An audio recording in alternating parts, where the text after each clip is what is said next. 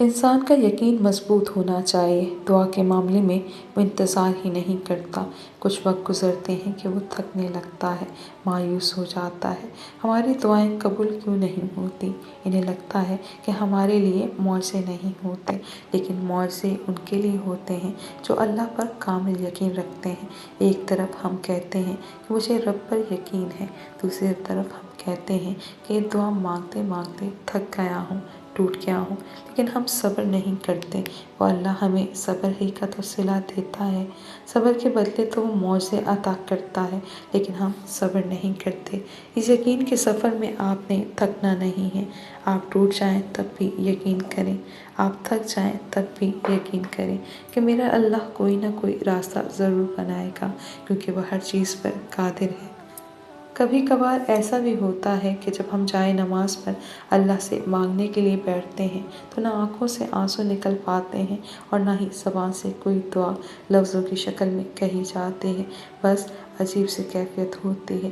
تب دل چیخ کر کہہ رہا ہوتا ہے کہ یا اللہ، اب آپ کے کن کی ضرورت ہے، لیکن لب اس درد کو بیان کرنے سے قاصر ہوتے ہیں، اور پتہ ہے اس لمحے تمہارے اللہ سے نہیں، تمہارے دل کی اللہ سے گفتگو ہوتی ہے۔ اور جب ٹوٹا ہوا دل خود اللہ کی بارگاہ میں جا کر اپنی کرچیاں سمیٹنے کی فریاد کرتا ہے نا، تو اللہ اس کے لیے اپنی مدد نہیں بھیجتا، بلکہ اللہ خود وہ کرچیاں سمیٹ لیتا ہے۔ اللہ تب وسیلے نہیں بناتا اس کے لیے، بلکہ خود اللہ وسیلہ بن جاتا ہے۔ تمہاری یہ خاموشی اللہ کے ہاں بہت زور کا شور مچا دیتی ہے۔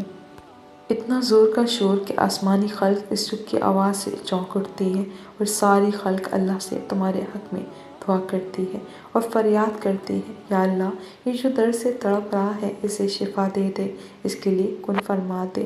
جب آسمان تمہاری آواز سے لرز اٹھتا ہے تو سوچو اس رب کی کیفیت جس نے فرمایا ہے کہ میں شہرک سے بھی زیادہ تمہارے قریب ہوں۔ سوچو تمہاری اس خاموشی کا شور عرش تک جا پہنچا ہے، اسے کیا تمہارے دل میں رہنے والا اللہ نہیں سن سکتا؟ وہ سب سنتا ہے، وہ سب جانتا ہے، تب بھی جب تم کہتے نہیں اور تب بھی جب تم کہنا نہیں چاہتے۔ وہ دھڑکن ہے اور دھڑکنوں ہی کی سنتا ہے، پھر ایسے معجزے کرتا ہے کہ دل پھر سے جی اٹھتے ہیں، دھڑکنیں پھر سے بحال ہو جاتی ہیں اور ویران آنکھیں شکر سے بھر جاتی ہیں، پھر کرچیاں سمیٹ لی جاتی ہیں اور شفا بھی مل جاتی ہے۔ سورہ سجدہ میں فرمایا گیا ہے کہ اللہ وہ ہے جس نے آسمان اور زمین، جو کچھ بھی ان کے درمیان ہے، ان سب کو 6 دن میں پیدا کیا۔ پھر تمہیں کیوں ایسا لگتا ہے کہ وہ تمہارا کام نہیں کر سکتا؟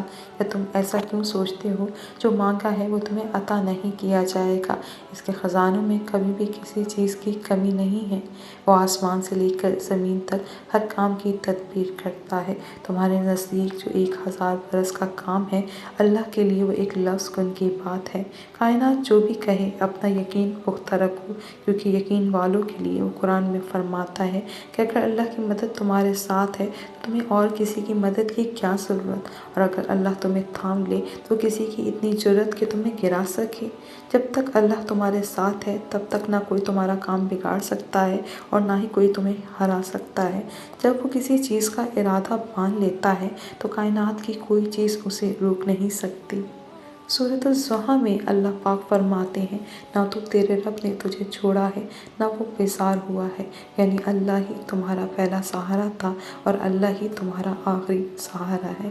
تم کتنے ہی گنہگار کیوں نہ ہو جاؤ، تم کتنے ہی نافرمان کیوں نہ ہو جاؤ، جب جب تم اسے پکارو گے تب تب وہ تمہاری پکار کا جواب دے گا۔